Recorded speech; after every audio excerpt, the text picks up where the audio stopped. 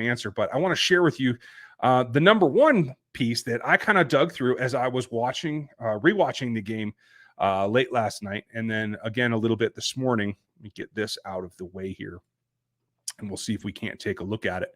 So what I like to see here is this is clearly in this, I want to say the second half. This is a wide set. This is not necessarily the same configuration you're going to see, but what you have here is 1, 2, 3 cornerbacks, split safeties up top. Late in the game, they were playing a lot of too high, which is where this safety has middle of the field to the top, and this safety has middle of the field to the back, to the bottom here. And there was a mixture of whether it was short zones in a true cover 2, or if they were playing some man in a cover 2 man look, which is one of Steve Spagnuolo's preferred looks that I always like to go to. I use it in Madden. It's probably my base defense if I were calling this. So you'll get a little bit to there as well. Shout out to Cody. We've got something cooking with him. Cody, you should have an email from me. Double check that, and we'll try to hook up this week, buddy. So this was not an atypical look. You'll see this in different constraints. Now, obviously, these two linebackers are not the starters that are going to be Willie Gay and Nick Bolton. Maybe peppered in with Drew Tranquil as we go through the season. We will see. But this 4-man front is something you're going to see quite a bit, and it is not what I will call a completely wide alignment. We'll take a look at it from the other angle here in a little bit, but it is a dispersed front that is giving up the A-gaps.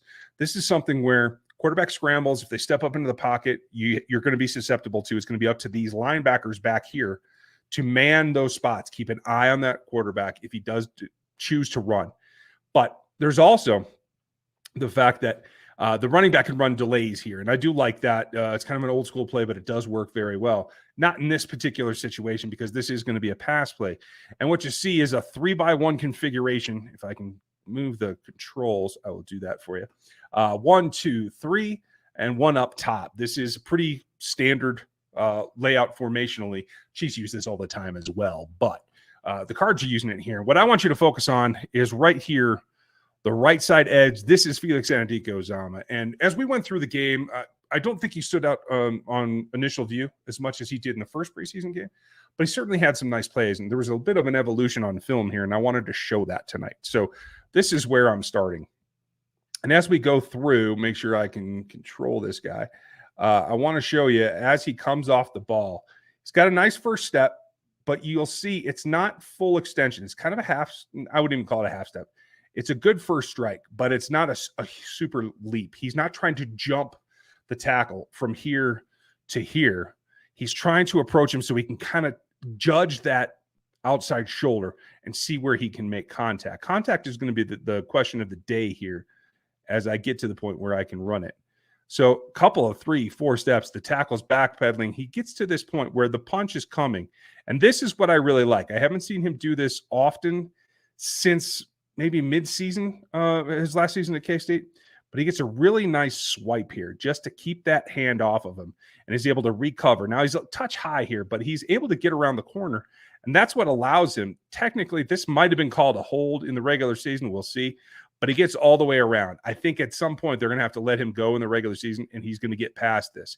Now, his rip through could have been a little bit better on this underside right here. He gets hung up just a little bit. If he doesn't get hung up, he is home free to this quarterback, and Dave Blau is on the ground. But this is a nice pass rush from Felix. Want to see him stay on his feet, even when he is leaning as he is here at the end. But, you know, he's given his max effort, and I, for one, appreciate that. But I want to show you how this pass rush game comes in, because this is what stood out to me. Normally, and we'll see from the other angle here in a minute about the alignment, I want to see him attack a little bit so that he can meet the tackle in the backfield. But you have to see where he's lining up here. This is about the 21.5 is where his hand, his helmet are lined up over. And as we move through, you'll see where he actually makes contact is about the 20, I'm going to call it the 27. So a good 5.5 yards just to get to contact. And that's something to keep an eye on. That's a pretty deep rush, but he's not coming off where he has the angular advantage already. He is rushing. You see his first steps come pretty much up the hashes to about the 4.5-yard point. It's not till he makes the corner where he turns his hips and actually gets going laterally towards the quarterback. And so this is a little bit more of an L, right? I think he runs better. I think he performs better rather than running here. Oh, that's moving the window. That's not what you guys want. Moving here and then here. When he kind of has that true arc. And I think for Felix Anudike-Uzomah in particular, I think that's one thing that we want to get to the point where we can pull that back and he can have that arc to run. I think he'll be more productive that way. Now, that's just one angle. I want to pull up the other one and show you guys why I'm so excited about this, because it is a combination of things that really do, I think, lead to this. So let me drop that. Be back in 1 second. And we'll get the second view, the other angle of it from the coach's film up where it belongs. Okay, so this is the end zone cam of that same play. This is Felix here. It is Kano on the other side. I didn't actually realize that from the previous film, but you see here the escape routes in the A gaps are wide open, and we do expect that. But as we move forward, if I can get this to play, we're going to see that first step, look how single line it is. That's what I'm looking for. I want to be able to measure where he's coming off from, right? This is a different kind of attack than he ran in college.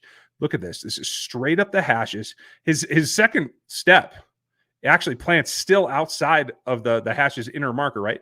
And it's not till here that he starts to turn the corner. Now you can see that he is squared up. He's got his hips and his shoulders aimed towards that quarterback. Now it's about dynamic level of play.